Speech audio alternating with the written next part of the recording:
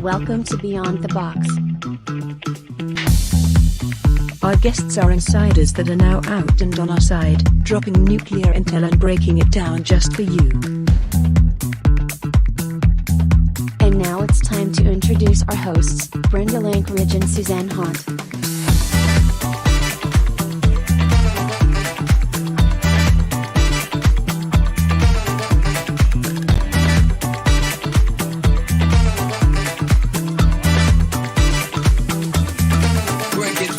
Join us and subscribe for weekly shows.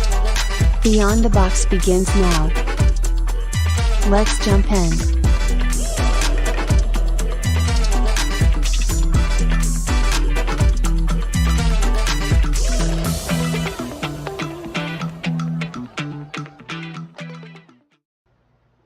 Hey everybody, welcome back to Beyond the Box. Today is October 4th, 2024. This is our 68th episode. I had to think about that for a whole minute.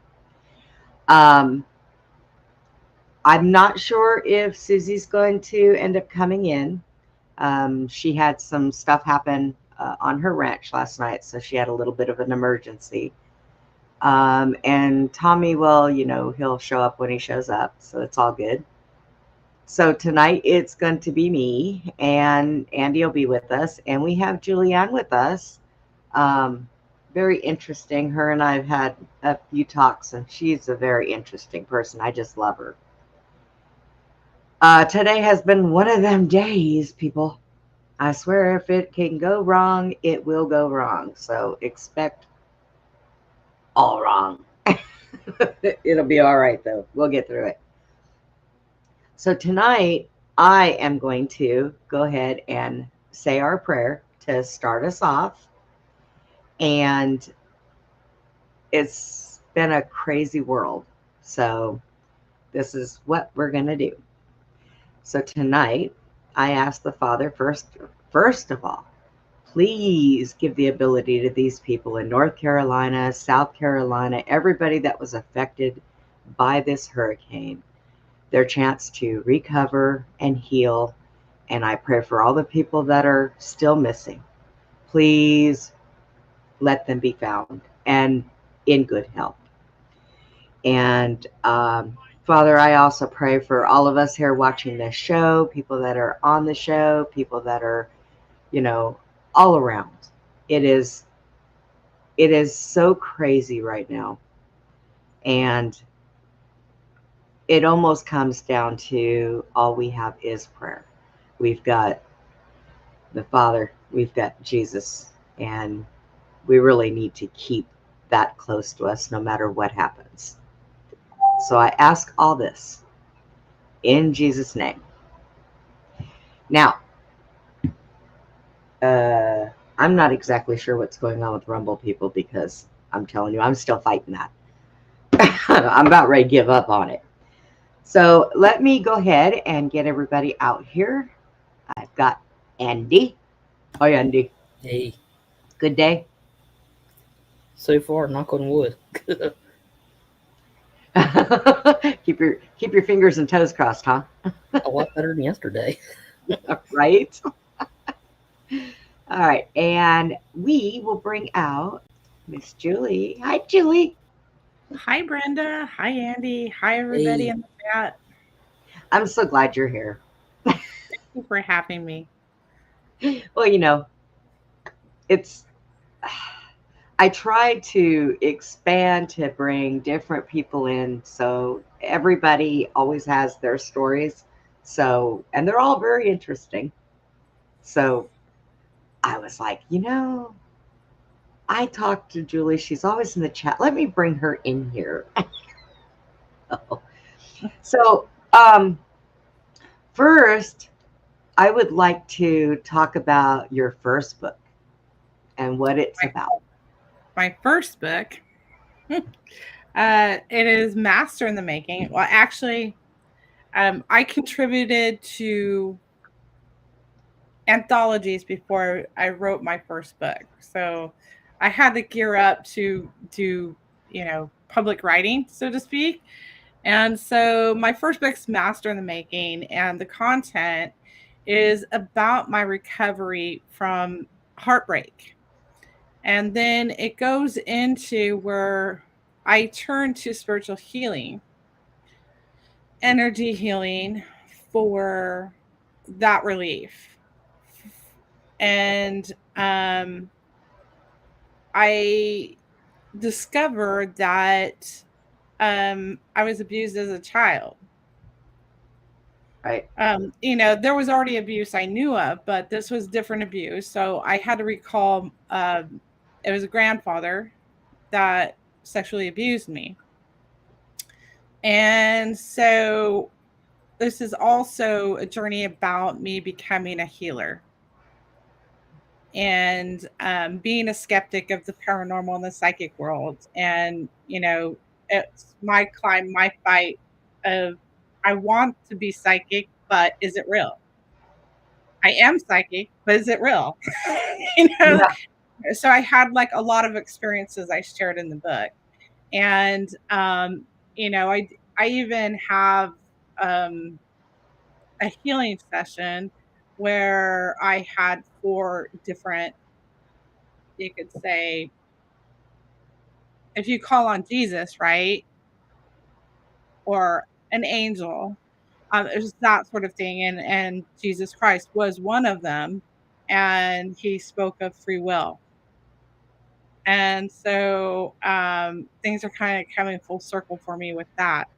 And it's kind of interesting. Anyways, my second book is almost, I didn't intend to write a second book, uh, because I'm like, I'm done with this guy.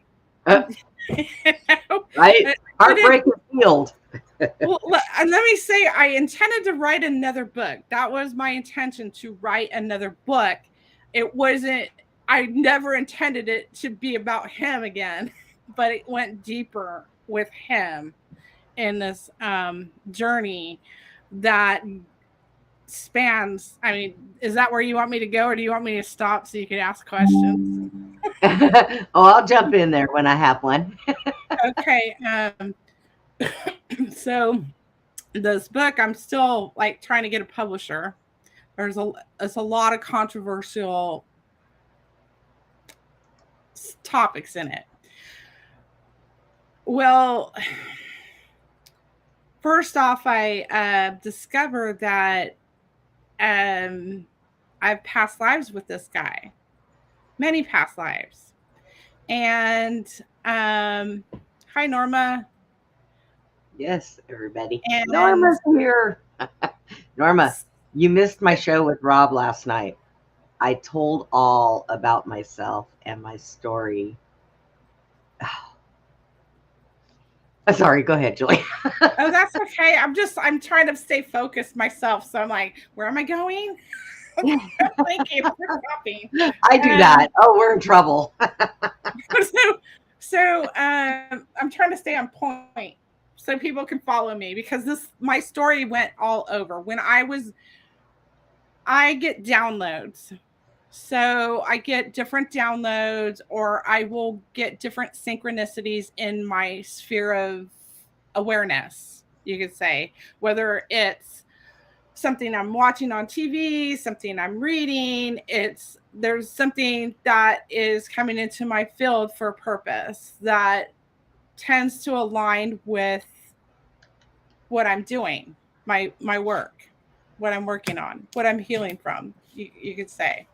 Right.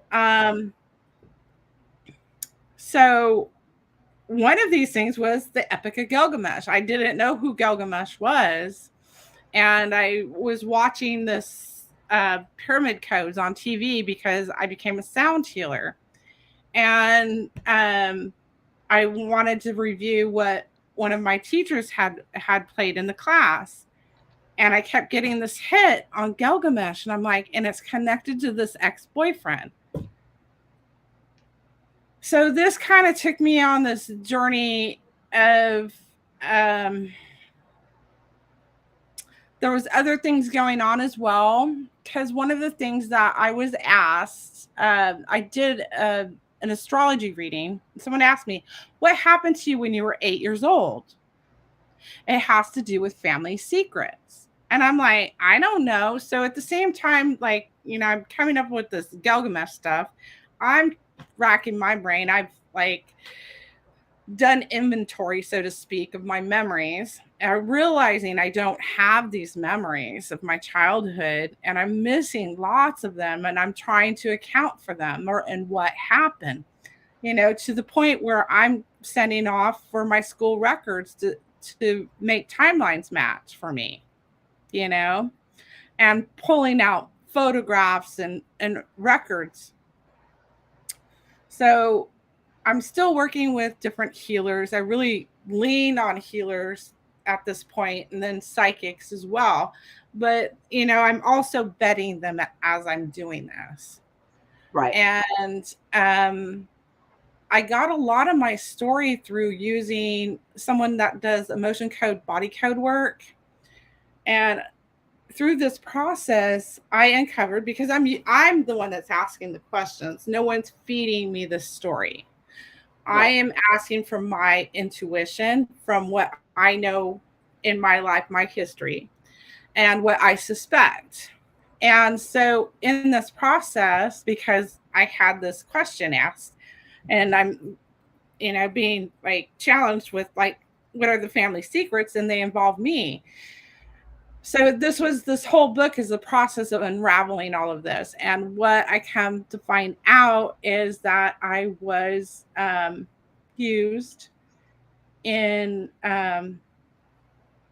this is your deal here, exposing these sorts of things. I was used in an MK Ultra program, and this was done through my family that has ties to the deep state.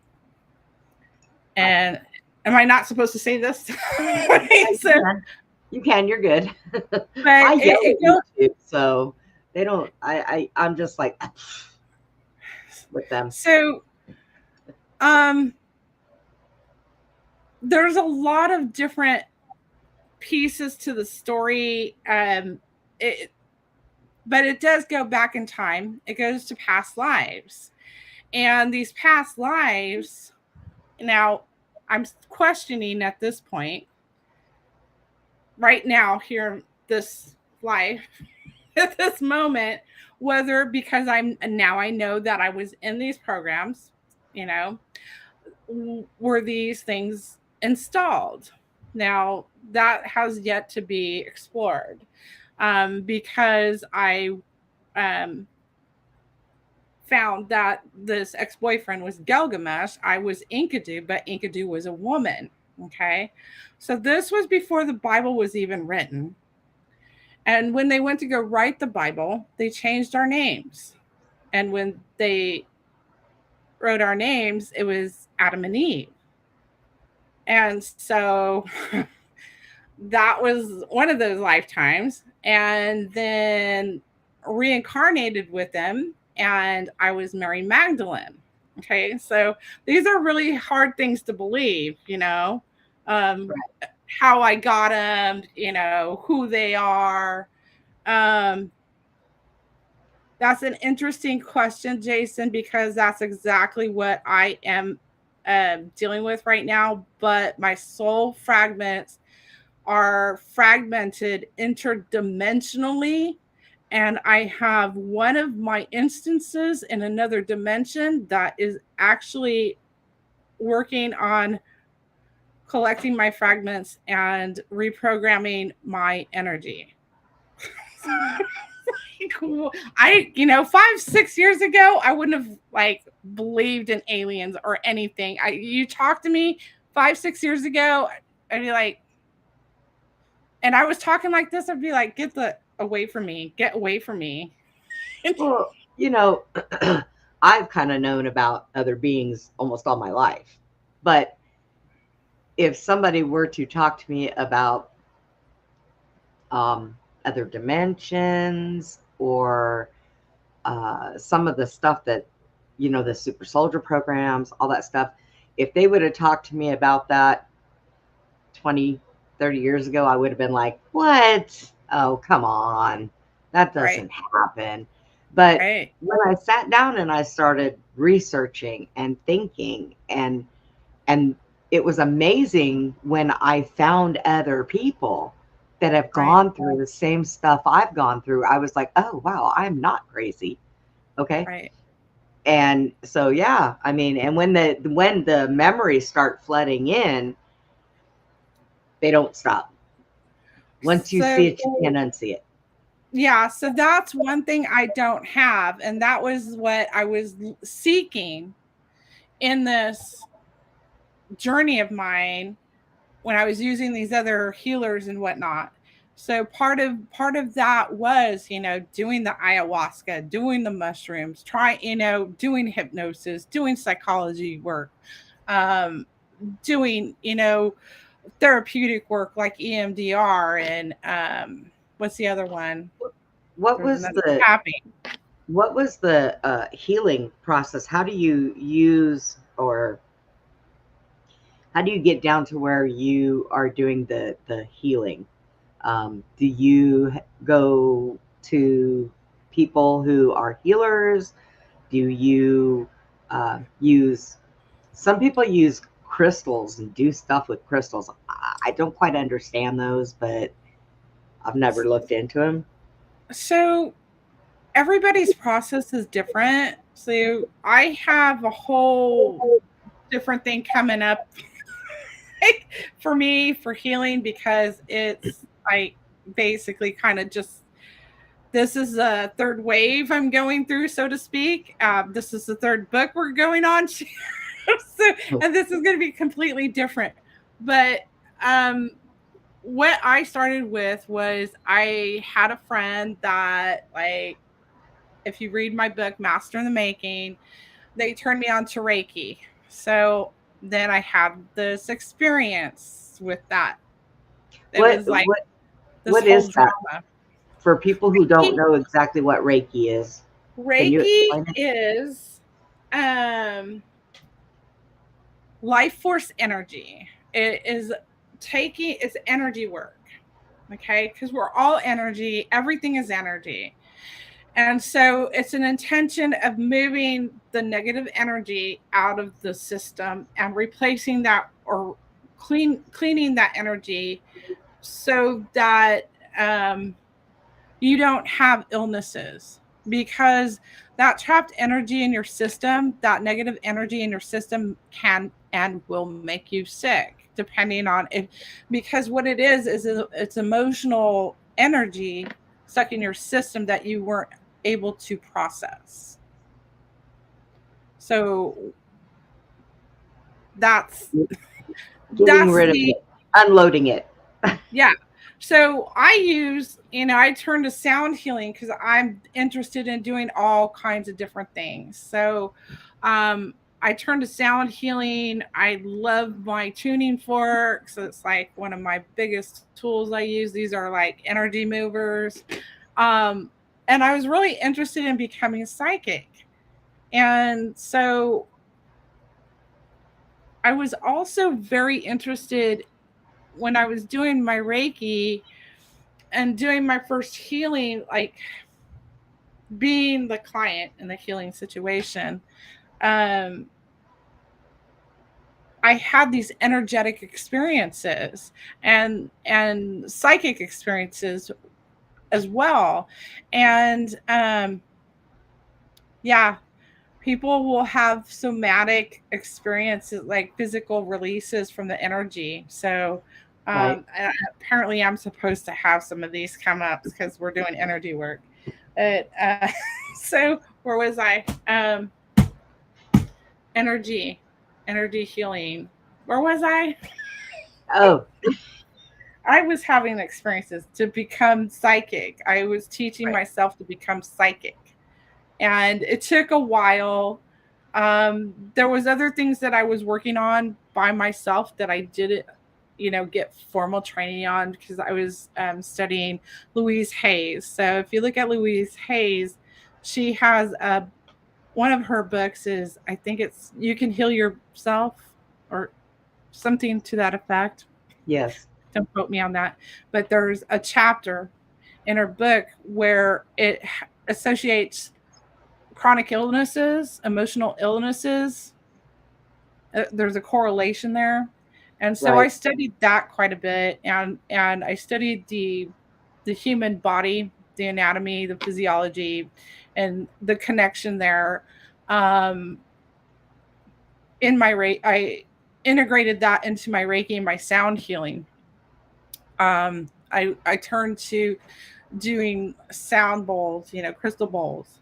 So I would use those. I also went. I still have it. I have a vibro acoustical table. It's a sound healing table, and Oh. so yeah, it's pretty cool. It's a massage table that's been converted, so it has like subwoofers on the bottom, on the base of it, and so I have a program where I play frequencies through it, through the computer that's hooked to my table, that plays to the table, that vibrates the table. Then it also plays through headphones. So you have this experience. And unfortunately, I had,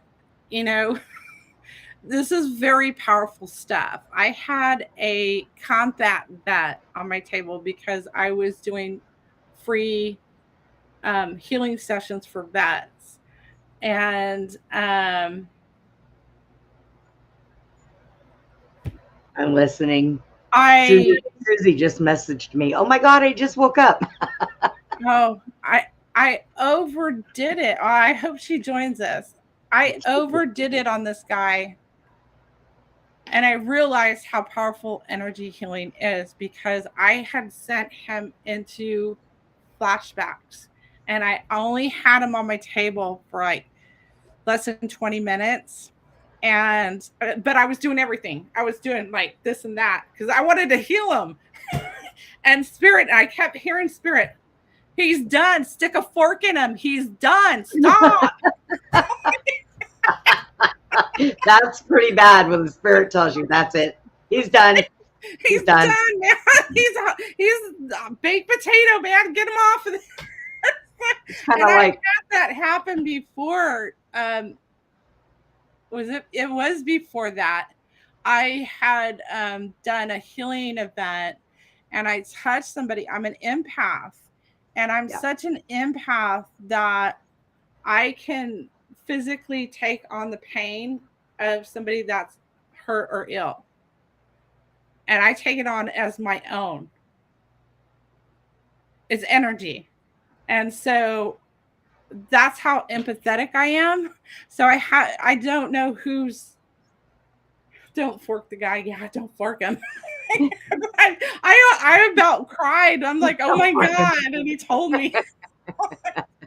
That's like my guardian angel I know sits in a bar and just goes, oh God, I can't believe this again. Why did I get stuck with this woman? Yeah, I know how that works. Yeah. But did you well with the learning psychic stuff, basically what you did was you opened up another part of you. Everybody has the psychic ability, the third eye ability, all that stuff.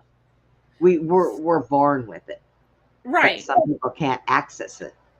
It's just a matter of being open and practicing. Okay. And I had to practice a long time. And I had I got Barbara Brennan's books, and I'm just like 60 pages of like science stuff. And I'm just like, oh my God. Like, can we get to the good stuff already? And so I ended up getting another book, and there was like 2 sentences in it, but it was well worth it. It was called Psychic Reiki. You don't need to buy it, but it was well written. And there was a couple lines in it, and that somehow made things click in my head. And then I was still practicing. You do have to practice to like build your confidence up, and like it's a matter of learning a language. Basically, that's when you're doing this work. It's learning a language. It's basically humans' first language, because everybody has these abilities. And we just, we have forgotten how to use them. Well, and that's that's like, when Susie and I finish each other's dreams, or like just recently, we dreamed the same exact thing down to what the people were saying. And when we were repeating this to each other, it blew our minds. We were like, well, so you guys have an energetic connection. So it's just like when I was doing Reiki, and so this like makes sense. That the first time I did distance Reiki, where somebody's like hundreds of miles away from me. Right. And it was the very first time I did this. So I decided I'm going to make my pillow person. And this is her. This is like mock my client. Okay. My client mock up pillows on the floor. And as I was doing my work, because my intention was to heal her and clear the energy, because I could tap into the emotions at that point. And I'm like, all of a sudden I could see her. So it's an energetic connection. Yeah. And so it's like remote viewing. I was remote viewing, and I did it. I wasn't intending I didn't even know what remote viewing was at the time. I was just like, whoa, I could see her. So anyways, we're all connected energetically. So it's not a surprise because all our thoughts and beliefs, our feelings, are energy too. So for you to both of you to tap into each other that way it's not, I wouldn't, unusual. It's not, uncommon to like have those kinds of experiences. Right. So you're still practicing like your distance Reiki? Do you have people that you can do that with? I can do it. I just haven't like had any clients really. So if anybody's interested, hey. Get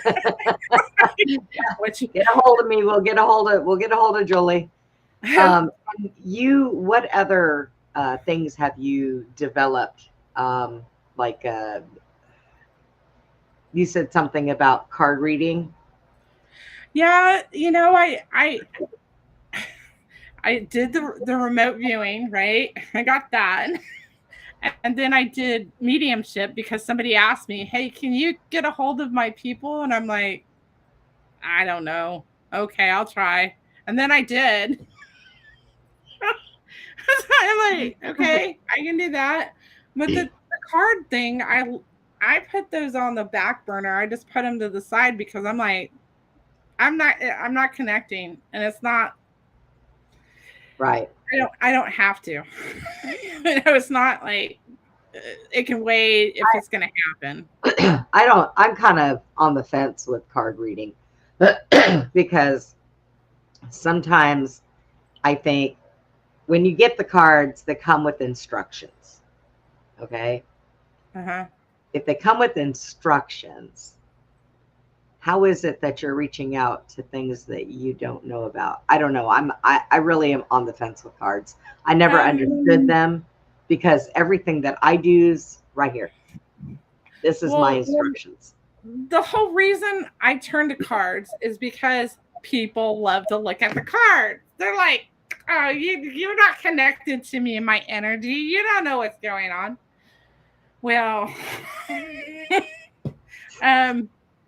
it's really odd because I wasn't connected to my cards.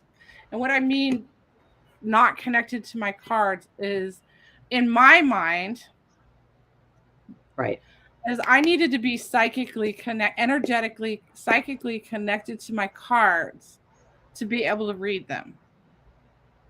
And that's why I put them down, because I was not connected in that way, that I wanted to be connected. And so then I started doing readings online,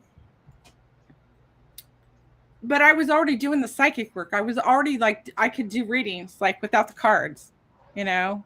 Right. And then I had to add the cards in, and it's like learning another language with that, and like adding some other tool into it. Well, you might as well learn them all while you're at it, you know? Well, there's so much more out there, you know. I only have Usui Reiki, and I know people that have like over 150 different Reiki certificates, and it's like, do you really need that many? Do you really do you like really? Well, and then you mentioned channeling, and that interests me. I am on the fence with that. You and I've discussed that there are a lot of charlatans, but it kind of interests me because I have I do a lot of stuff in my sleep. I'm always tired because I don't think when I sleep I'm actually sleeping. I'm out doing so much crap it ain't even funny. Right. The only thing I haven't done yet was plant a garden. Okay. So and harvest. Yeah. But so I go and I speak with people that I don't know. I don't know who they are. They say certain things and I think, wow, is that a message? So I don't know enough about it. I think you asked me about that if I did channeling, but I don't know. Maybe I do and I just don't know. I'm kind of picking up that you do travel interdimensionally. Oh, I go everywhere, girl. And it would be interesting to do a session for you. So the channeling is just an extension, like all of this, it's all energy. It's all energy. Channeling is reading energy. Psychic work is reading energy. It's receiving that energy and translating it. And going, is this what I'm getting? Does this energy resonate with you? that's what so the channeling, so I was channeling, like you can channel through doing automatic writing, but if you've ever tried automatic writing, you know it's not automatic writing. It is basically channeling through translation by pen, expressing it through pen, like writing it down. You are channeling here, and it's not automatic. Right. Well, hello, Susie. Hi, Susie. Hi. Are you okay? Sorry. Sorry, I was slipping. You're fine. I totally understand. I was up until like wee hours of the morning with you, so I know. And you'll be proud of me. I said our prayer tonight. You what? I said our prayer tonight. Oh. Hi, Julie. Hi, Susie. I'm sorry. Oh, you're fine. I know. I was so tired. I was like, I think, the guy that has worked for me for a long time, he's like family. Roger, he flipped his RTV on top of him, and we had the ambulance out here, and he got a broken collarbone and about 9 stitches, and road rash, and yeah, it was pretty bad. I saw him, and then I couldn't get the RTV, the 4-wheeler off of him. I had to scream for my son at the barn, and he came running down out in the field, and then he had to throw it off of him, and he was underneath there, and he wasn't very conscious, and by the time the ambulance got here, he actually started talking a little bit, and tell him what he was doing. Oh my God, Roger! If you knew Roger, I mean, let me tell you, this man he's like he's like nobody else on this planet. Okay, Roger is one of a kind. I love him. So he says to the guys are like, hey, Roger, we need to, we need to get you on the stretcher. And he says, no, I'm not, he said, you need to, just leave me alone. I'm fine. And they go, no, you were in a wreck. He goes, no, I was not in a wreck. And he's like laying on the ground bleeding. Two black eyes. He's got a bloody nose. His head scraped. It was bad. And he can't get up. And they say to him, do you know who this is? And he goes, yes, that's Suzanne Hott. And he goes, what is your name? He said, it's none of your business. Now, you need to go on about your business and mind your own business. He goes, you are our business. No, you go find some more different business than me. I'm fine. Yeah. I don't need your help. And they go, you were in a wreck. He goes, no, I wasn't. And Roger is so stubborn. He's like one of those guys. I'm going to be I don't need medication. I'm fine. Leave me alone. Yeah. Everybody just Tylenol. It is. These are like about 12 EMT, all volunteer people. And they're like, we can't make him get on here, so we don't. And I said, and my son and me are like, he's not acting like himself. I'm like, so I go talk to Roger. And when I talk to him, he listens. He doesn't argue with me. He's real quiet. Doesn't say anything, I said, look, Roger, you done saved my life before. Now you need to get in this ambulance and go with them. And he just lays there. And then when they go to talk to him, he tells them, he says, leave me alone. I'm fine. I don't need anything. Just leave me here. So they got. I'll just lay here and let the crows pick at me. It'll be fine. My God.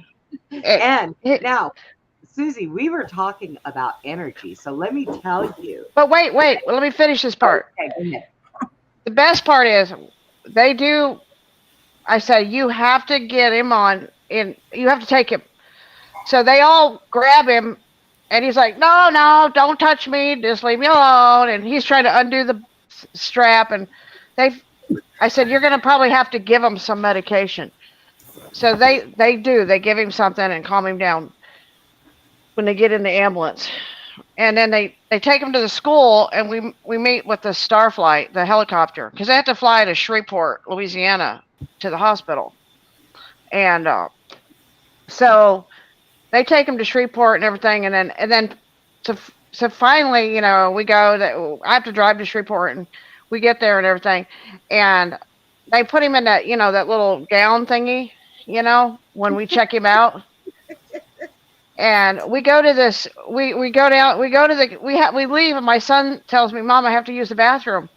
And I go, oh my God, this gas station is like crack neighborhood or something here in Shreveport. I said, so Roger gets out. I go, Roger, your butt's hanging out.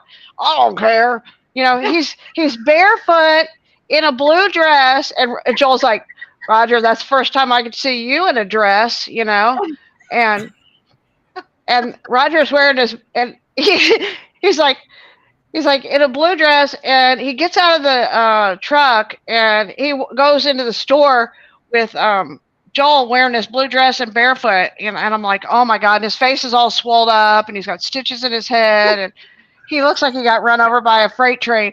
And this homeless guy looks at him sitting outside the convenience store and runs over and opens the door for him, and Roger walks in and in his blue dress and barefoot, and he's like 6'3", and he goes in and it goes to the woman's bathroom. Joel says, Mom, I go, he's wearing a dress and he went to the girls' bathroom. I go, well, I don't think there was any girls using the bathroom at that crack, store anyway. So, I'm like, oh my God. He's like, it's the funniest damn thing I ever seen, Mom. And Roger, he didn't care. Mom, he didn't even close the door when he went to the bathroom. Like, oh my God. Didn't I tell you when you guys got to the hospital and he would probably have been standing outside in his gown with his butt hanging out? And oh my God! So I asked him. He literally didn't remember anything. Like, he didn't remember, and he only remembers being on the four-wheeler at the gate. Doesn't remember the accident. He doesn't remember arguing with anybody. He doesn't remember riding in a helicopter. He don't remember none of it. He does have one memory, like where he hit his shoulder because he broke his collarbone, and so and then the other thing I asked him, because one time he went to a midget bar in Florida, and well, he went to a midget bar in Florida one time. He says, I went in there to get a drink, and I looked around, they were all midgets. He goes, that didn't bother me, but he said when I'm taking a drink and I look over and I see it was a gay midget bar, so he's like, effing effits, I'm not gonna say it, but he goes, effing effits, and I turn around and I walked out, and he said all them midgets bum rushed me out the door, and they all ran in front of me, and they got behind my knees, and then they pushed me backwards, and then they all threw me on the ground. They beat me up, and he goes, I got beat up by all these midgets, and I'm like, I said, Roger, I said, was this accident like what happened to you in that midget bar? He said, no, it was like 2 gangs of midgets on me. That's how I feel. Oh God! But we were talking about psychic energies and stuff like that. So, Julie, you want to hear some energy? Her son is a little guy. Now, granted, he hucks hay and everything else, right? When he went over and threw this thing, his adrenaline energy, he threw this 700 machine right off of him, and like that. He picked up that machine. Yeah. Yeah. So Roger calls him a midget. Yeah, Roger calls Joel a midget, and Joel calls him a bigger. You're a bigger, and you're a midget. All right, midget. Okay, bigger. That's what they have names for each other, because Roger's big and Joel's not. He's not. He's not a midget, but he's a little guy. He's we were talking one day. He's like about 5. I think Joel's about 5. Well, I'm 5 foot, so he's taller than me, but he's very strong. Very strong. I said, oh my God, what if I fall down? She goes, oh, Joel and Roger will pick you up. I'm like, yeah, no, I don't think they'll be able to. but I don't know, man. Joel's adrenaline gets pumping. That little boy's got some strength. Oh, he is Hercules. Like, he can literally pick up anything. So anyway, that's why I stayed up all night at the hospital in Shreveport, and we came in, and I just wiped. But Roger's sore, but he's doing okay. He's laying up. He's all bruised up, and but man, I tell you, he flipped that bike on.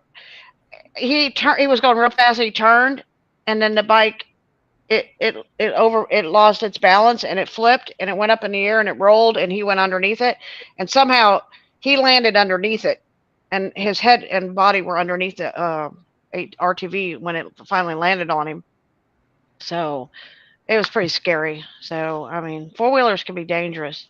He's grounded from the 4-wheeler for a while. Yeah, I told him I'm revoking his license, for sure. Right? You're in trouble, buddy. Your license is suspended.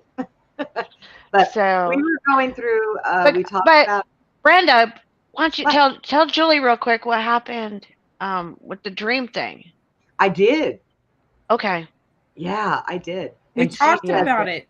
Yeah, she said that you and I have got a really good energy connection. Yeah. That's how we keep doing that. Yeah. And she said it's not really weird. It's Oh, it's weird. How did you really? It's kind of it's you'll have to go back and watch what I said. But yeah. Rewind it. The thing is that, I kind of put it in context that I do distance Reiki and I do remote viewing, and that's all energy work. Anything I do, it's all energy. I mean, psychic work, channeling, mediumship, it's all energy work, really, at the end of the day. Everything's energy. So I have reading. Julie, I just have a explanation of whenever something is supernatural and I'm connected to it, I call it weird. Okay, it's not that it's abnormal. And It's not the natural, it's the supernatural. So to me, it's the word I just use is weird. It's not. I'm used to it um, because it's been happening since I was born, but it never gets unweird for me. In other words, right. Well, yeah, because we label it as being abnormal. We're not raised to believe in it, or so it's in our minds it's weird. Yeah. Now, there is one thing that we did touch on that does associate with Susie. And I didn't say anything because I was hoping she was going to come in here. And that was the whole past life thing. Susie, right here, her past life, she was Joan of Arc. That's And great. I've heard tell her, somebody else was too. yeah, You tell know. her about your past life. um, it's kind of complicated, Julie. Like, I mean, there's a lot of detail to it, but if you look at my signature, her name was Jaanne. Okay, my name is Uh-huh. Suzanne. Um, the signature is identical. Like Joan of Arc's signature 600 years ago is my Yeah. signature, Suzanne. It looks because she wrote it like Suzanne. And it's actually written the same. And she had her victory in 1429. That was my address was 429. I lived with my dad till I was 15, and I worked in the garden, and just like she did. And I had the same calling on my life. Same people were surrounded. It's weird. The same people. Um, at one time God told me to go to New Orleans, and I didn't know why. And I was supposed to speak to Right. some people. It's just all the synchronicities and the time of my. And I fell 50 feet out of a tree when I was 19. Mm. She fell 50 feet out of a tower when she was captured and landed on her back. I had the same injury she did at the same age. Um, I had people coming to me and telling me. I had people in the church. I went to the churches, and they were I had prophets coming up to me and say, "You're Joan of Arc," and you know, and I would say, "Well, I'm kind of like her." I mean, the synchronicities were the same as her and I. Uh-huh. And when I looked at my genealogy, her family is in my genealogy, so I do carry the DNA of their family. Um, and so there is so many um, synchronicities with and the thing about past lives and DNA and water holding memory, we literally are we come down a genealogy family line, so we will inherit these memories of our ancestors through our DNA, you know so we can tap into these memories and things like that. If I let's just say if I wasn't Joan of Arc herself, I have her DNA. I have her bloodline. I do have memories of in front of the bridge in France and things like that. I have those, Right. but also I do things, and you and I all we all in what we're talking about is we do remote view. We do see these things. I see the future. I see the past. I see these things, and a lot of stuff I believe I see through my DNA, through my memory that I'm carrying. Like Brenda and I have a lot of the same ancestry, and I think her and I link up a lot on stuff because we are so much related, and so I think we're tapping into a lot of this stuff together. So yeah, it gets pretty weird the more you dig into it. It just gets really, really weird. Yeah. So a lot of my work has to do with everything you kind of just spoke about here. I did have, because I was Thomas Paine, I had my handwriting analysis or done. They said I wasn't, and they made certain characteristics, but it's not 100%. I mean, we're talking one life to another, and I've had very horrific things happen in between those lifetimes to change my energy. It doesn't always DNA is a very physicality sort of thing where there's energy that is in that bloodline. It's energy. It's not just the physicality of DNA. So even someone outside of your DNA line could read your past life and tap into that energy. All they have to do is connect to the energy and read it. I do have other, handwriting challenges because my soul family traveled with me. As you mentioned, your soul family traveled with you. So I have one of them is Benjamin Franklin. So my grandfather on my mother's side was Benjamin Franklin. The other one would be John Hancock. Was my father in this lifetime. I can't have that analyzed because he's still living. There's another one. George Washington was my grandmother. And so these people have like come with me from lifetime to lifetime because we're working out this, if you will, lesson for humanity that started back in Babylon with the aliens coming here. So we're all working towards this in our own bloodlines. And it says it's all of us working in our own way for the greater good of humanity through these scenarios of reincarnations Now, and learning lessons. So I think I seen a video of somebody saying that your past lives and your energy, that it all connects. Now, people that say, well, I'm depressed, you may not be depressed.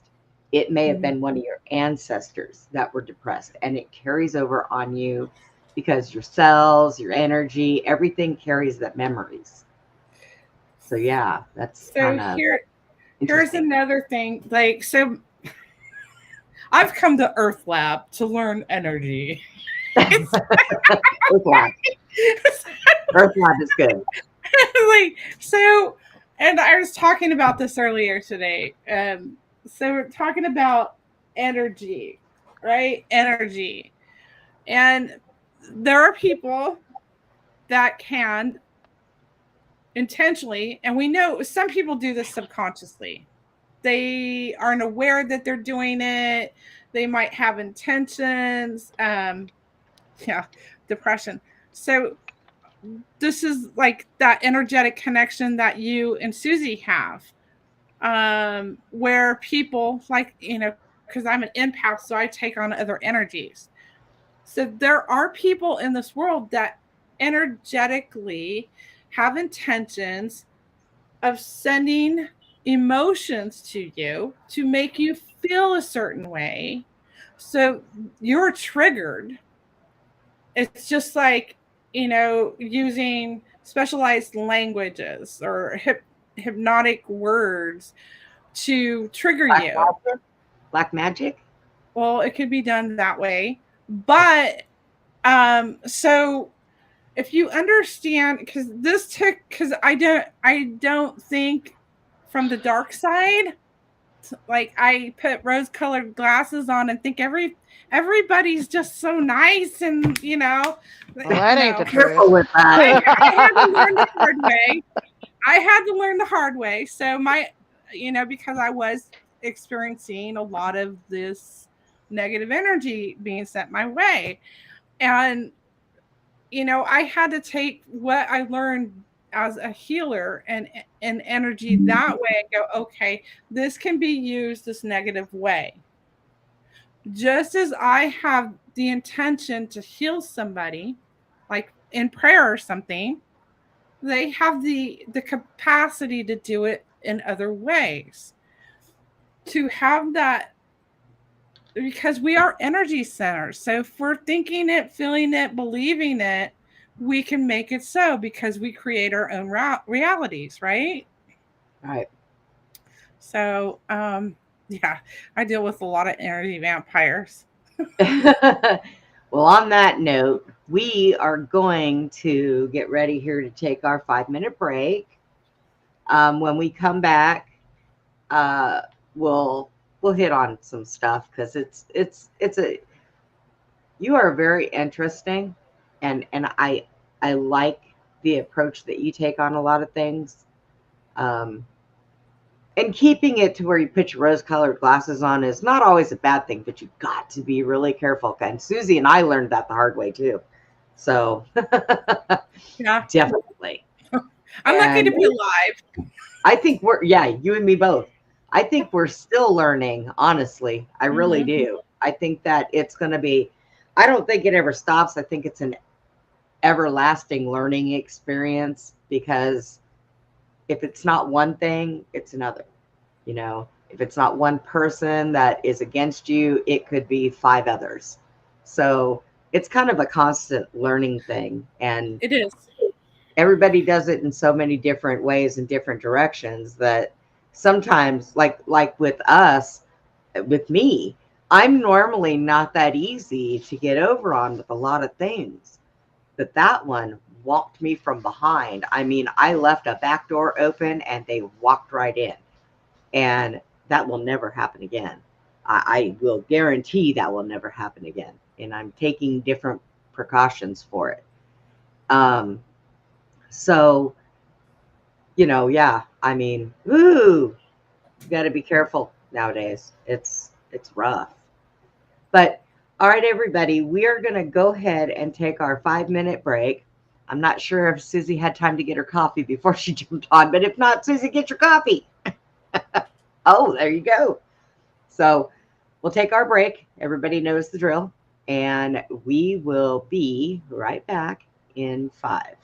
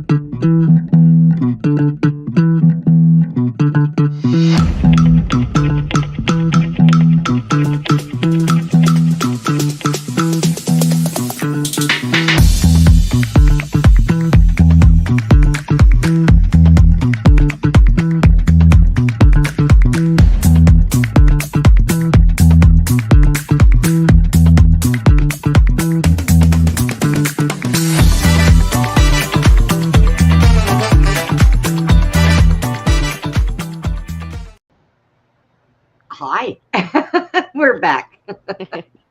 We just kind of jump in there at the middle of the song for some reason. I'm not sure why, but it happens. Works out. So, now, Julie, do you want to talk about some of the things that you went through in your life that were not good? I have no problem talking about. The thing is, I don't remember them. Oh. So, you know, with the last few years here, trying to remember, to find a little doorway into because there's stuff that I need to remember in these. It's not just, Well, it's what was really hard for me with this is to realize I had memories that I had no control over, and that they were manipulated for me not to access them. And that's very disturbing when you can't access your own memories. It's not like having dementia or having some amnesia happen to you. This right. was done intentionally to me by my family, by these people in these doing these programs, which is the government. You know, it was a real shock to me to find out that this is how my family thinks of me and treated me. And still, to a degree, I mean, because now I'm crazy, you know, and I don't know what I'm talking about, Well, but then looking back on some situations that I do remember, it makes sense now. It's like, oh, well, that makes sense to me now, you know. And I had to work through a lot of different things. I understood that I was used in child pornography and prostitution from around the age of 3. So this was, in my first book, I wrote about finding out of being, basically raped at 3 years old by my grandfather on my mom's side. And then all of this other stuff was started happening with my dad's side of the family. So, which, I was probably being groomed since birth. I mean, this was planned. This was all planned before I was even born, that this was going to happen to me. This is how I would be used and yada, yada, yada. So, to not have free access to access my memories has been like, and realizing what they did, it's been a journey, and having to not have those things and making peace with it in my heart, in my mind, and going, I'm not the one that deserved this. yep. I did not do this. This was them. And to forgive them, to come to a point where I forgive them. I love you, I forgive you, but you know what? I'm never going to talk to you again or be around you again. And I'm perfectly fine with that, Yes, I know So, exactly what you mean. Oh, the only difference is when I found out about when I was told what happened, it triggered, and yeah. it was a memory flow. Some of it was even overloaded. I mean, ask Susie. I would call and I'm crying and can't breathe, and oh my God, I can't believe this. But so I think sometimes when you know and you're told what happened and you still can't access those memories, that maybe there was MK Ultra or drugs or something involved in that. Our government's wonderful people. Did y'all know that? They're just Well, right here for us. you know, I found that in my case it was the MK Ultra and the Stargate program and whatever other program, but it was heavily MK Ultra. I do have, like, I am part of the royal bloodline. I am related to Disney. I am related to a bunch of celebrities, but this goes into, like, so my story really goes into the aliens. So my grandfather was heavily connected to the alien programs, and my great grandmother was doing black magic. She's the one that was hypnotizing me to make me forget things, along with the MK Ultra program. So there was a lot going on, and I, as I was writing this book, and as this material was coming out through downloads and experiences and whatnot, I realized there was a lot of time travel done. So I was being used in time travel programs. Okay. And this goes back to Babylon. So that's in my story, it's called the seed of karma. So there was an instance of me that had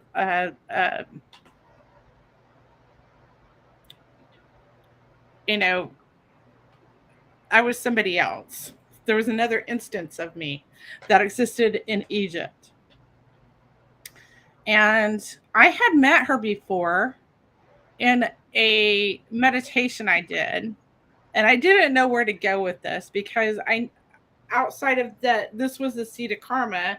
And I didn't know how to, like, remove this and access what I had to do. I mean, that's what I'm dealing with right now. So we're not even there yet. But this has to do with time travel, I'm finding out. And so they were using the Zeppelins and the airships to do this time travel thing.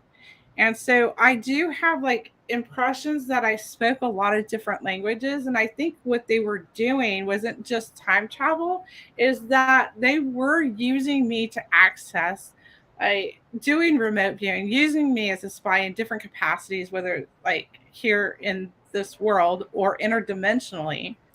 Because what I'm finding out is I do have, and it's not that I just found out now, it's like these different people that don't even know each other keep telling me different things. Like, you have, like, in essence, you're special. And I'm just like, okay, I don't want to be special. It's like, can I just be every no. It comes with, I don't want it. Take it back. I have, like, special energy in some capacity, and that makes sense. And it's not just like, the bloodline or the DNA, it's the energy, because I'm an interdimensional being that has had different teachings outside of. So I have this knowledge in my energy that they want to access, because that information there would make somebody more powerful. So that's why I get attacked a lot. Okay. Where was I going with this? Julie, Julie, what can I say something, Julie? Yeah. You mentioned Babylon and Egypt, and so it's possible, because because I come from the Norse gods and Odin and all that, my bloodline, and there were other gods, as the terminology gods, that there were Egyptian gods, and so there were Greek gods, and so I think you're connecting to the Egyptian gods, and that time frame, Well, and that bloodline, the thing is, I don't have, like, in all of this, yes, my story goes to Egypt. It goes to Egypt, but I don't feel personally connected to a lifetime in Egypt, if that makes sense. Me personally, it's an instance of me that lived that lifetime in Egypt. I do have Sumerian lifetimes, and I do have Greek lifetimes that I'm more connected to. Um, Well, there's that there's marriages between different. There were different. They'd have back in the day. They'd have a king marry many princesses from other kingdoms, and then they would right, bring them in. So the bloodlines get diluted and mixed in. It's not right. necessarily a pure bloodline. Yeah. So one of the things in my book, like really early on, because I found Gilgamesh really early on, and I had no idea who the hell this guy was. So Gilgamesh comes into the story because I'm looking at something to that has to do with sound healing, okay? And they were using the pyramids as sound healing centers to adjust the energy of the humans, to return them to a previous state. They didn't just, they cured people, okay? So really what I was doing in the Mesopotamia as Enkidu with this Gilgamesh guy is we were planning on building the pyramids and for this purpose of energy healing, because these were intended to have to connect with an outside source of energy, probably the divine source, because the divine source is all healing, right? You bring that into the pyramids and you do the sound healing for somebody, you're going to cure them of any illnesses.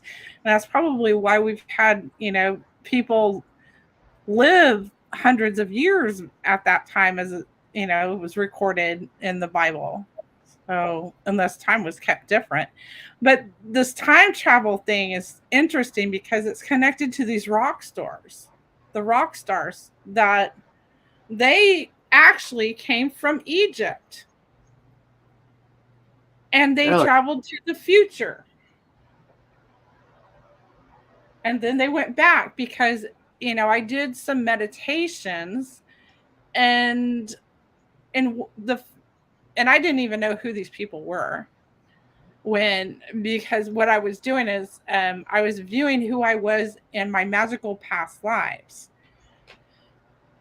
And so the perspective, I didn't understand the perspective when I viewed these meditations. I didn't know if I was looking at myself or if I was looking from my perspective at someone. So I come to find out I was looking at this ex-boyfriend that's in this lifetime with me.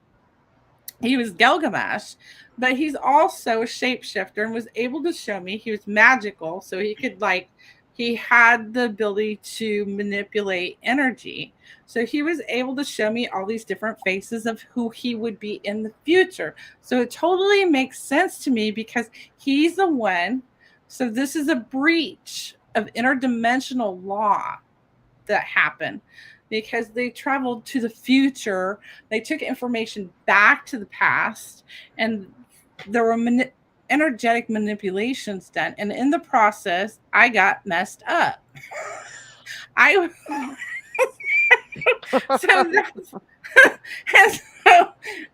Here I am. I think we, in one way or another, we all have been messed up. Right?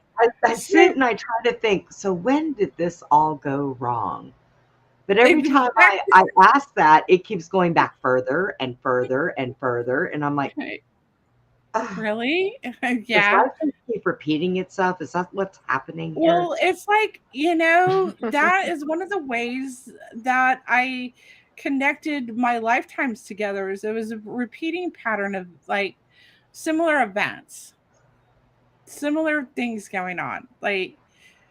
Now I'm finding I have all these lifetimes in France And, apparently I was Mary Magdalene. I knew I was Thomas Paine, and Thomas Paine had been there. And it was like, someone's like, no, you have more lifetimes there. And I can believe that because, in high school, I went and took French instead of Spanish or German. So it's just like weird. See, when you say that, it's like, what I'm saying is you literally are carrying, we all, each person is carrying who their ancestor was. To get where we are today, we had to come down a family tree. Okay, we had to come through this parent, that parent, that parent. And so they pass on all these traits and these memories. And so where we are today, and we're like thousands of years into it, it's no wonder why we are so confused, because we're picking up on all this information that's been downloaded into us through our ancestors. Okay, so this is why we make these connections to all these things, is because it's who we are. It's our DNA. It's our cells, our everything. It's where, because that they say memory retains in water. Okay, not in your mind. So the body is made up of water, and it comes from a womb of water, and it comes from a person who was made up of water. So through each water body that travels down through thousands of years, it's going to carry that memory. So you're going to literally remember. You could tap into all the memory of all your ancestors just by thinking and focusing on them. You could remember their lives. You could see what happened to them. You could tap into all that memory, and it could become confusing because you're not understanding. It's not that you are that person, but you're part of that person. You're a part of a collective of people. And that's why we're all connected. Everybody's connected, and that we have this connection. So it's a lot to take in, but it there's a lot we can learn from our memory, from our tapping into that. But it's like, you know what I'm saying? Yeah. Yes. Yeah, I do Akashic record channeling. So I've opened records for Thomas Paine. I've opened records for the Sumerian star map. I've opened records for, different historic things. And I do have the ability to touch something and pick up the history on it. I can look at something or a picture and I can pick up stuff on it. It's energy, right? So Right. I have done paranormal investigations, and they're all remote viewing. And so in those, and working with, individuals that might be having something going on in their home, I can pick up stories off the land. So it's not necessarily water. It could be in the air. It's an energetic imprint on the land. Right. So, but it's not just like a ghost is not just that energetic imprint, because a ghost can, their energy, and depending on the situation, it could be a different scenarios going on with a ghost. But so then there's also what I've seen in these situations is they're layered. So you got different things going on this land at different points in time. And so Like you layers have of a tree, like how trees have layers, because they should have memory too, right? Or energy. Yeah, trees could, they, you could go and touch a tree and then probably tell you a story. It's just like, I've channeled like chakras and body parts, and they have stories and they will tell you. So, but going back to like the energy on a property, so to speak, it's there. It's just, it can be layered on top of each other, and it's all happening at the same time. So you go to Einstein's the theory of relativity, where everything's happening all at once at the same time, like past, present, and future is all happening and you can visually see this occurring. Right. if you can tap into this. And then not only that, you can have interdimensional portals open on as well, and there's activity coming in and out of those things as well. So it's, it's all energy, right? I would like to take a stroll on Susie's property now that she's had all the trees cleared, and just feel. Susie mentioned something one time when I had gone out there. Even Jack, my caregiver, he's an empath, and he said one day, I took off with Susie on the 4-wheeler. We left. When we came back, he was sitting outside talking to Susie's son, and he told me when we got in the car, there's something out here that's been watching us. Well, then Susie told me that there was a story about, what was it, an Indian chief or something like that? That they I had a dream when we first moved here about because this is where it's like the Caddo Indians were here, but it was also the Paleo Indians before that, they said. So, but I had a dream that there was some important chief buried on the property, and I ran into a neighbor after I moved here at the Tractor Supply. Him and his wife were in the parking lot getting stuff, and he lived down the road, and I told him about my dream out here because I found a lot of arrowheads and things out here and stuff like that and different things. So he said when he was younger, he had a dream that there was an important Indian chief buried on this property. And I'm like, oh, that's kind of weird, because that was one of the first things that came to me. And I think I know where it is now. When we cleared it, we have an area that looks like a mound. Like it's very unusual. It's like a plateau mound, and I have an idea, I think, where he's at now. So up here on the hill. So I'll have to show you, Brenda, when you come, where I think it is. Yeah. I don't think that he does any harm, but I do think he does watch over the property. Yeah, it's very interesting. Yeah. Yeah. So those he was an important chief or something, is what I dreamed. And this man told me the same thing. So I thought, that's kind of weird that we, like me and Brenda, having the same exact dreams, and then which is kind of weird, huh, Brenda? We've done that. I mean, but that's just times. Roger always says it's not weird, it's normal, but it's just my word. It's weird. Yeah, that's what I said. I said I'm beginning to think that every time we do that, it is no longer weird. It's normal. It's normal, but it's still weirdly normal. Yeah. But I think that those arrowheads that she finds all over the property would hold memory energy also.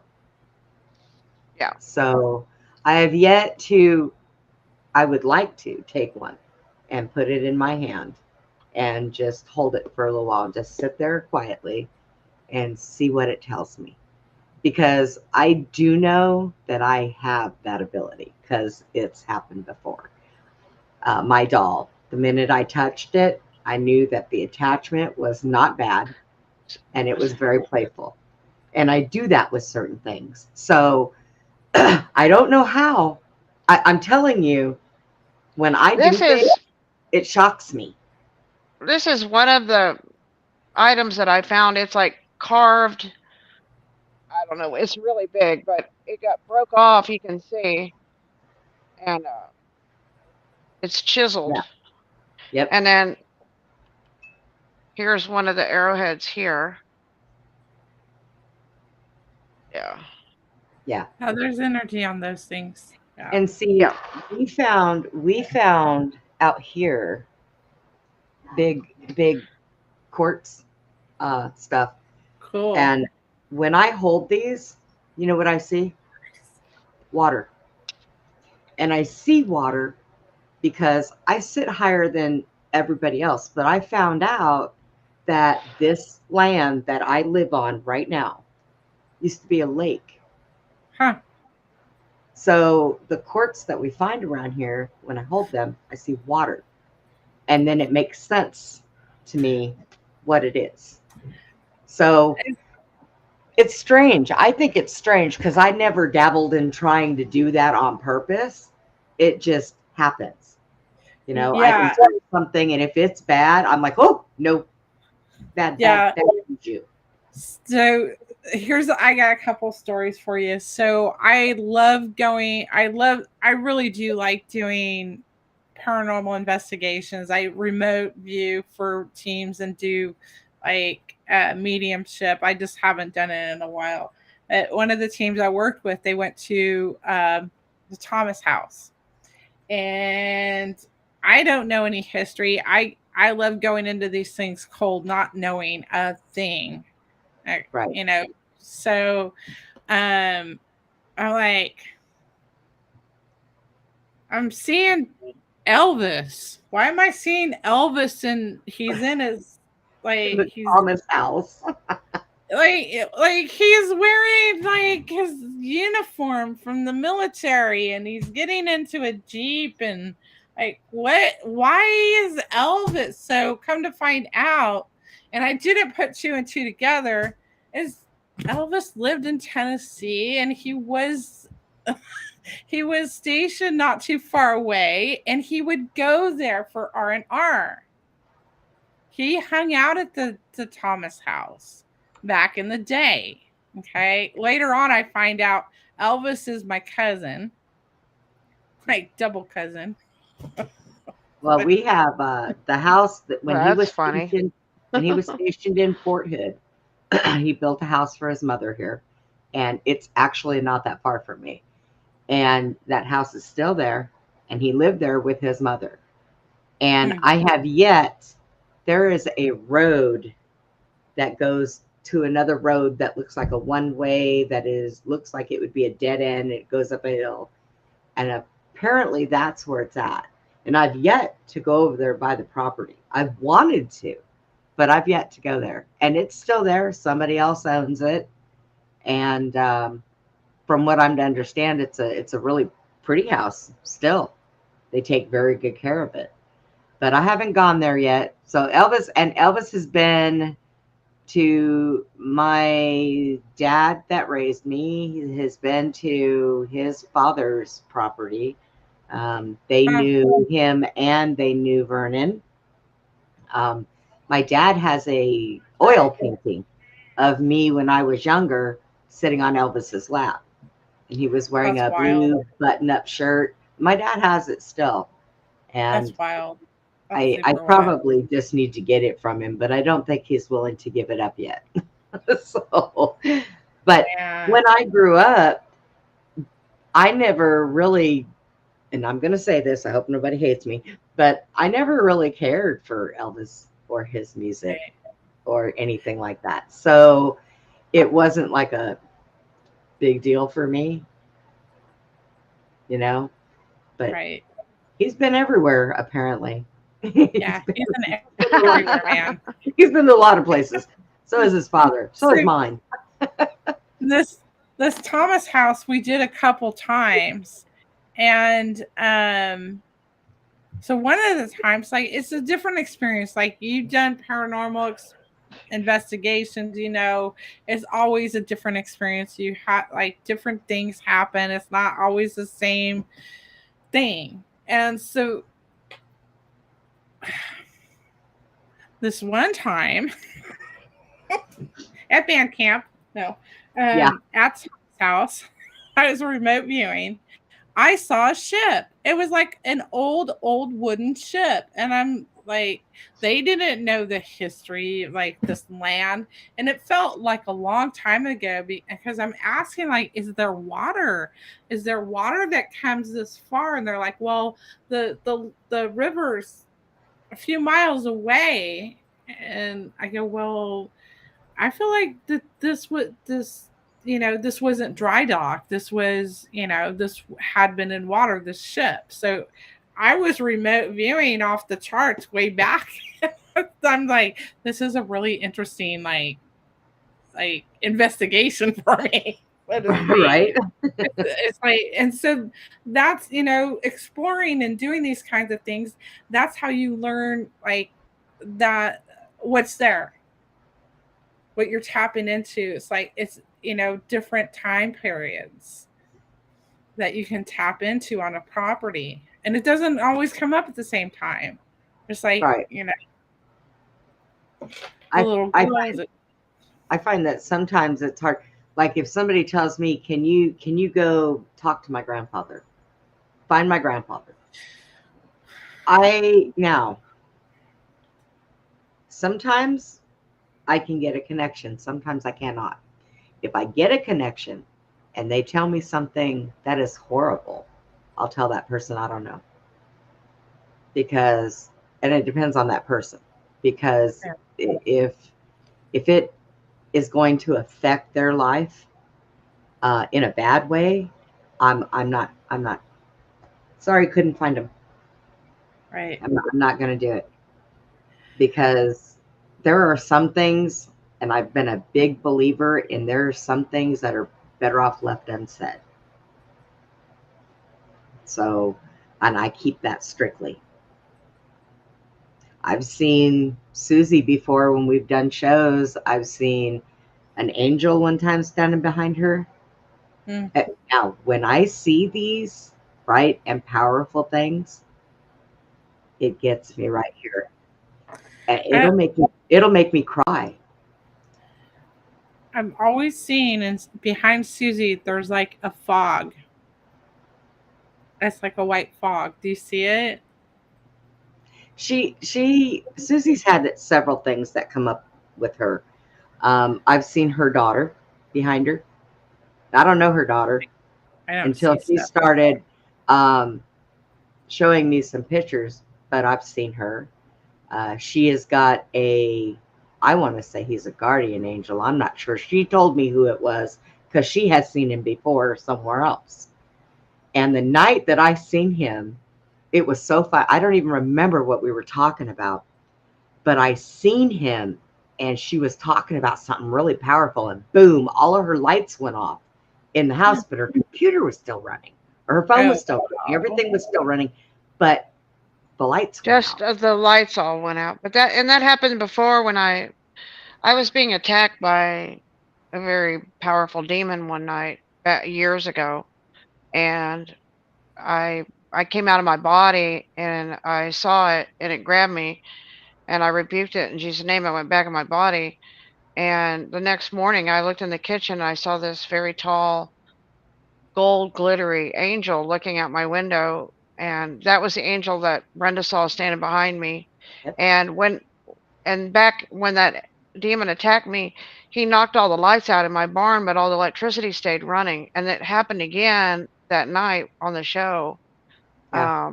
When she saw him, she saw him the way that I saw him, and he was here again. And because all the lights started blinking, and then the lights all went out, but the air conditioner was running, just like back when it happened. It was back in the 80s when that angel showed up, when I saw him physically in my kitchen. Yeah.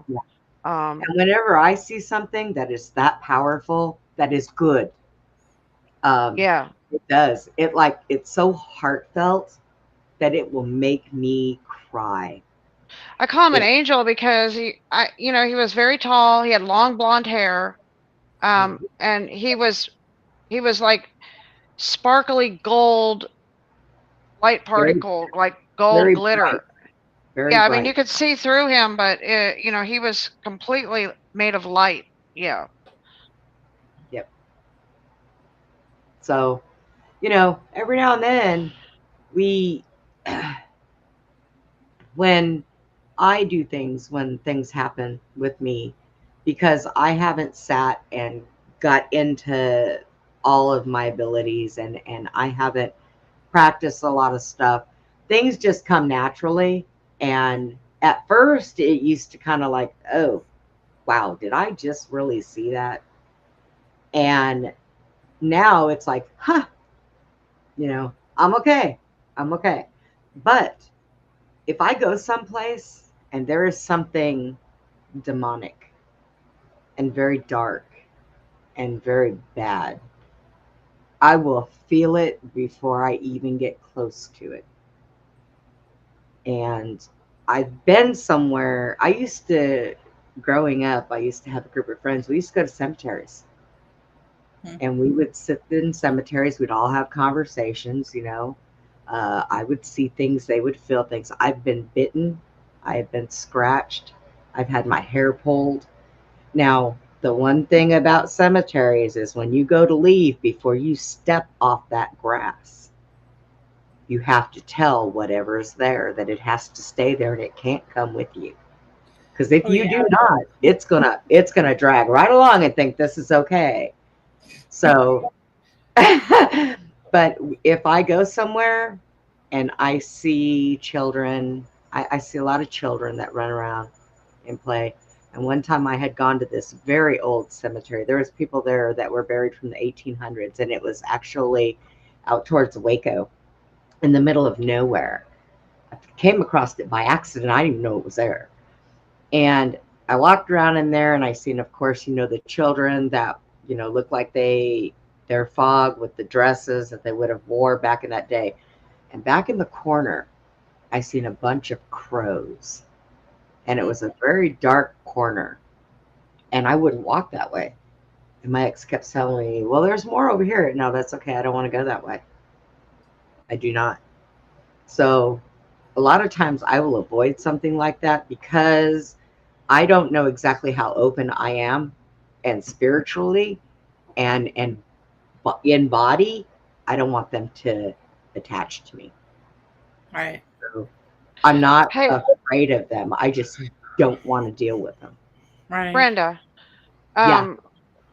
you know, when you were in the hospital and you were, you know, you were really sick and you had Anna Mae come in and you thought it was a nurse, but it turns out it wasn't a nurse.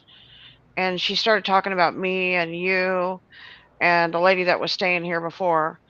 And that we were like she didn't even, there's no way she could have even known about me and what our situation, right? Nothing. And then you were pretty sick at the time, but when you got home, you were really soul searching that situation, and you had a dream, and she came to you in that dream, Right.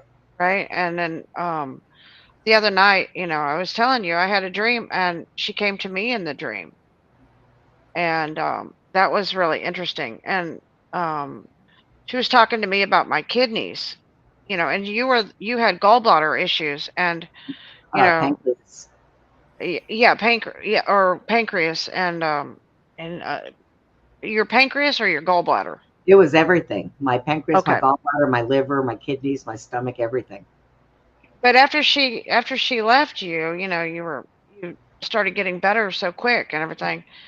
And it was weird. It was weird for me because you know, this woman came to me in a dream, and it was a black woman, and she had all this authority, and I, you know, like she came in and she summed me up like like she basically said I was a good person, you know.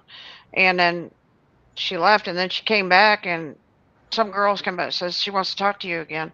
And then she said to me, you know, hey, you need to, you know, take care of your kidneys, you know. So I was like, so I've had kidney stones years ago, just need to, you know, make sure I don't, you know, whatever it is, I'm not supposed to be, I just, she wants me to, and but it was weird, okay, that I would have the dream about her, and then, you know, and so that's, you know, I mean, we're meeting these people in our dreams. We don't know. We didn't know Anime, but Nope. she apparently knew you. She came to me. She talked to you about me. And so, you know, it's a weird thing when you're connecting to people that aren't really like people that you know, like you can explain to other people. Well, I just met this person at the store. No, I just met this person in my dream, and then, you know, and then Brenda met her, and we're all having the same conversations. Well, she had told me that one of the reasons why she came to me was prayers. There was somebody, and she said somebody, she didn't say who it was, but somebody was praying really hard for me, and she heard it. So she came to me. Because when I had that dream when I came home, I asked her name. I didn't ask her name the night I seen her. All I asked her was where she was from. But the night I had the dream about her, she told me who she was, what her name was. And I said, how did you find me? She said, there was a powerful prayer from somebody somebody that you know prayed so hard for you that I heard them, and it brought me to your light. And I That's was so like, interesting. okay, okay, now I understand. But she was a very, very, so Susie and I were talking about her, and I said to her last night, and Susie said the same thing. Could she be somebody of healing? Like, she is so strong, she heals. She Yeah. came to me in my need, and then she went to Susie to inform her that she needs to take care of those kidneys. I didn't think I had, like anything to worry about, but yeah, I'm thinking differently now. Right? Drink more So, water.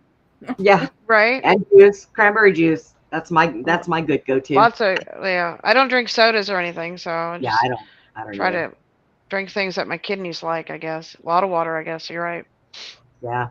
So that's a possible thing, Julie, right? That people can bring us help in our times of need. Absolutely. And we don't even know where help's coming sometimes. It just surprises us. Yeah. I I was that's weird. I was in a situation.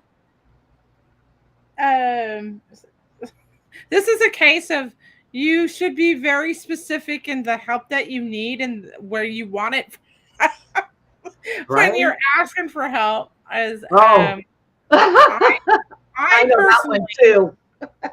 I personally had this experience, and it's like I was praying and I had my tuning forks and I was playing cleansing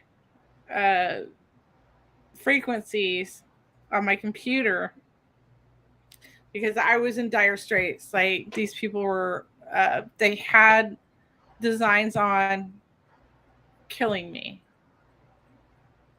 using me in some sort of ritual, because they know something. Like, at the time, I didn't understand, why are these people like this to me? Why do I get treated like this? Okay, I'm a good person. Julie. I don't treat them terrible.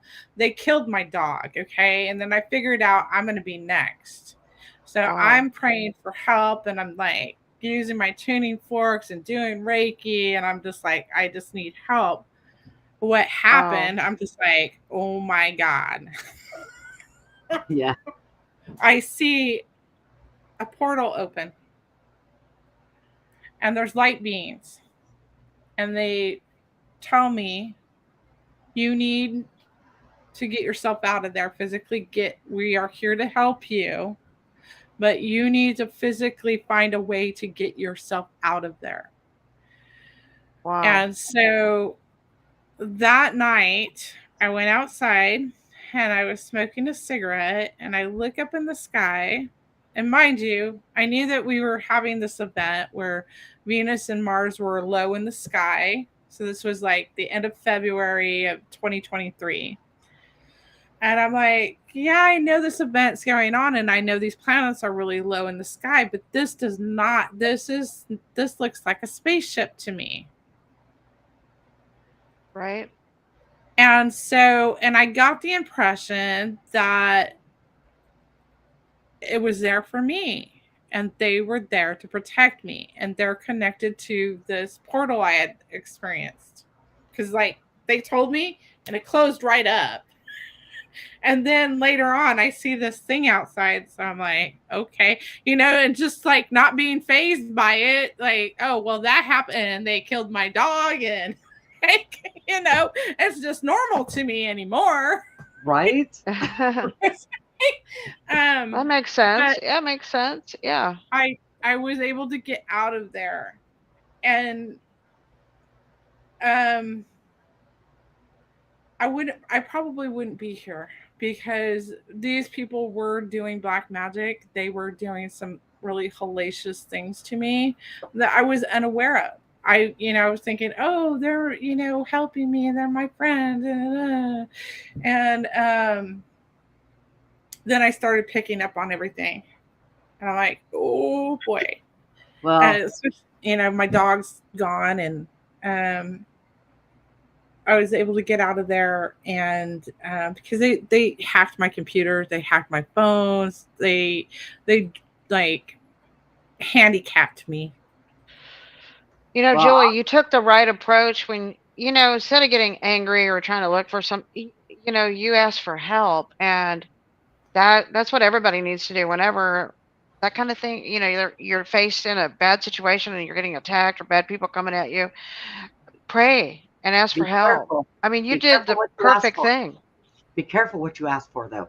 You are correct. Yeah, it's like I Because need to I be more did that. specific. Can I get a helicopter and a bag of cash to get me out of here? Yeah. Right? It isn't going to I come did always the that. way you think it's going to come, right? It's No, not, you're correct. yeah. Like, I did that. Like, before all this stuff blew up with the other person that used to live with Susie, I pray before I go to bed. And I said, Lord, I said, Father, tell me what it is that you need me to do. Because everybody always asks for them. So I said, and from now on, I'm going to be very careful with those words. What is it that you need me to do? What do you want me to do for you? Do you know what that was? We found out. That was for me to go to Susie's and draw out exactly what was going on with her and this other person. Oh, yeah. And I'm here to tell you, I took the bumps for that. You went to war. You went to battle against dark forces. Yeah. Yeah. But it was for a good cause, because it opened up her eyes to what was happening in her life that she really had no idea about, because the person was that good. Mm-hmm. Right. So Right. I told Susie after that, I said, man, from now on, I'm going to be very careful with my words when I ask, what is it you want me to do for you? Well, I'm glad you said that. That killed me. So it was rough. It was rough on all of us, but yes, it was pretty bad. But we learned a lot. Yes, we did. And so when you ask for help, yes, that help comes, but I believe it comes in many ways. And it can come spiritually, it can come physically, and yes, I think it can come from our little interdimensional beings. So Yeah, that one threw me. I was like, well, isn't this interesting? yeah. What? But and well, I did have a little bit of warning, because I am connected to, I had a friend that passed away, and it's interesting how things work. We knew each other when we were younger, around 18, 19. Lost contact, reconnected on Facebook, and he passed away. We never hooked up or got together. We had conversations on Facebook, and then he passed away unexpectedly. And then I realized he became one of my spirit guides or helpers, on the other side. So before this happened, before my dog passed away, he had come and he put his hand on my back, and I'm like, oh, great. Yeah. Because I knew, I go, okay, the crap's going to hit the fan. All right. Thanks for the warning. So I do have some, my late father-in-law, he's around me too. And he's he tapped me on the shoulders. Like, I had a date, and he's like, don't go. Don't go. Don't go. Basically, that's what it meant. But I don't listen. I'm dumb. I don't listen. Even when they're telling me don't go. When they Yeah. touch me, yeah, I should listen now Yes. because what Definitely. that date was those bitches or whatever you want to call them that I escaped from had enlisted the help of a man to go on a date with me. That was and they Oh, totally briefed him about me. And to wow. oh, she does this and that, and you should just make it look like you have so much in common, da, da, da, da, da, da, da, da.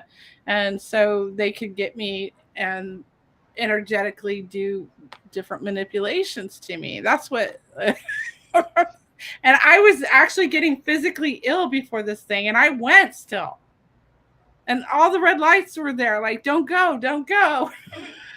You're stubborn. You're like, I'm just gonna go. I'm just gonna go find out about this energy stuff that they're doing, Right? so I can write the story in my book. So you did it for a good cause. Right? It was for Well, a now good you know. case. Now you know better, right? Next time you see the red flags, you're gonna run.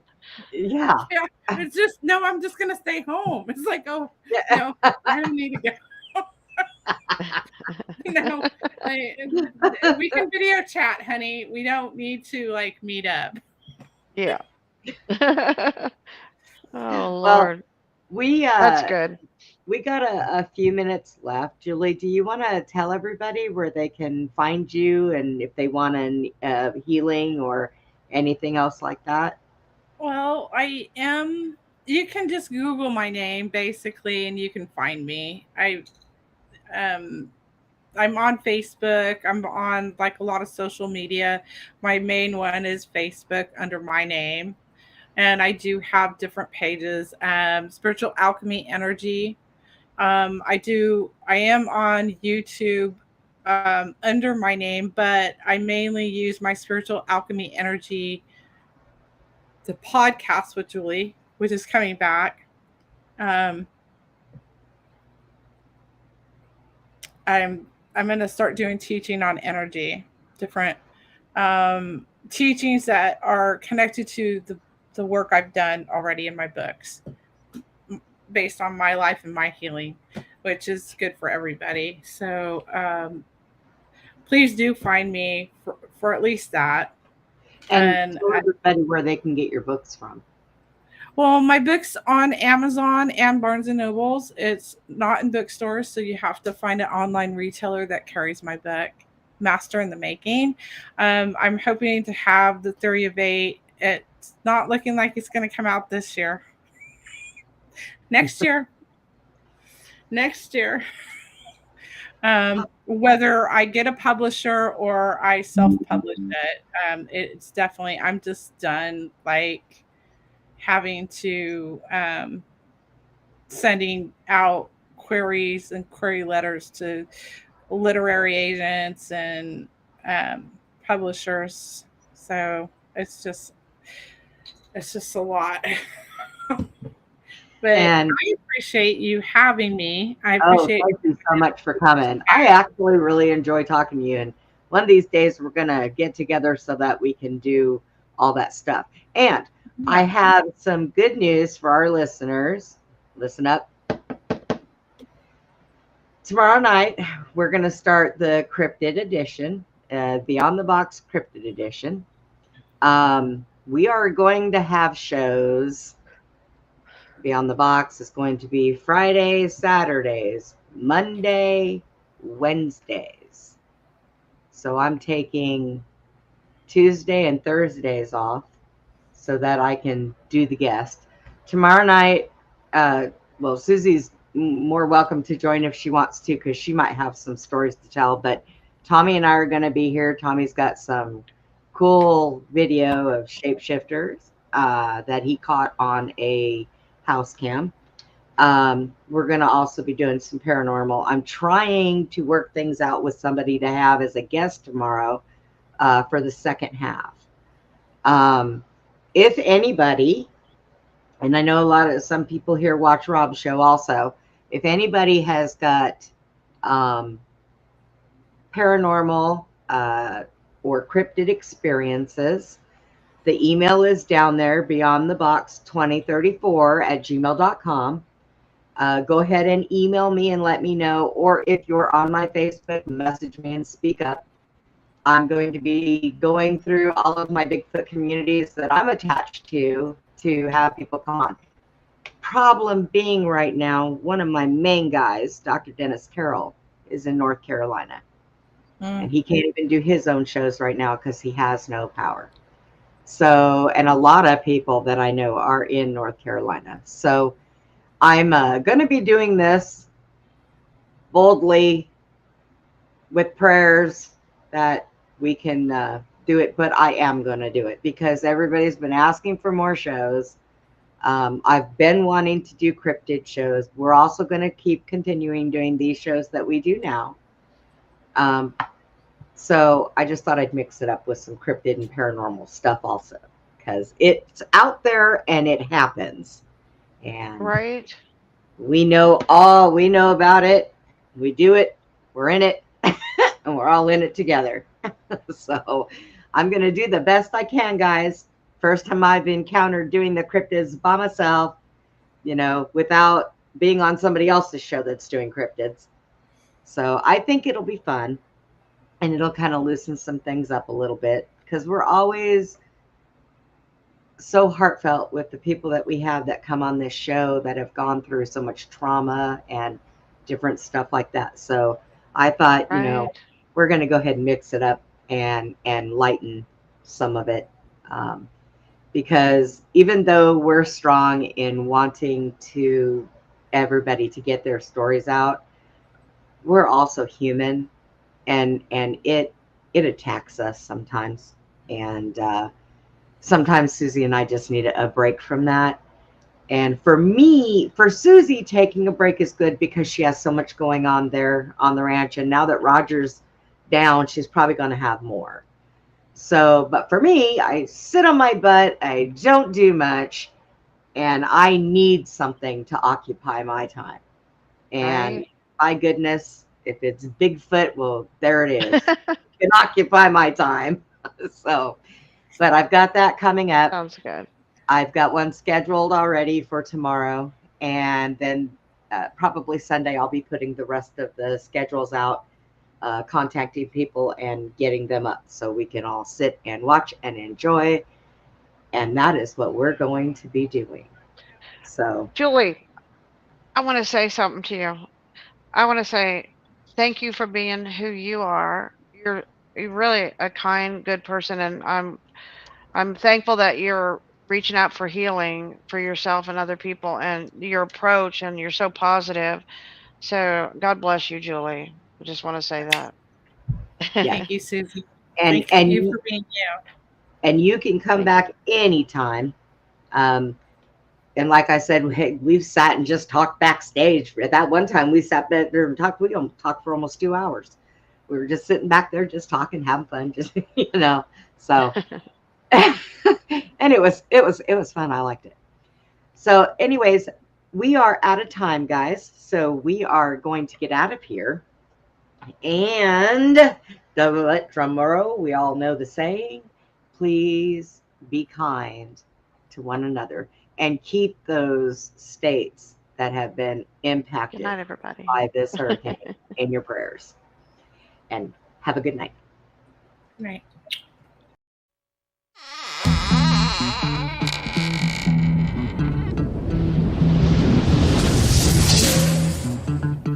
Goodbye for now, from Beyond the Box. Please join us again for Beyond the Box, Friday and Saturday evenings, from 9 p.m. to 11 p.m. Central, 10 p.m. to midnight Eastern. Join us for more intel bombs from our extraordinary guests. Good night, Putin. Good night, Tucker.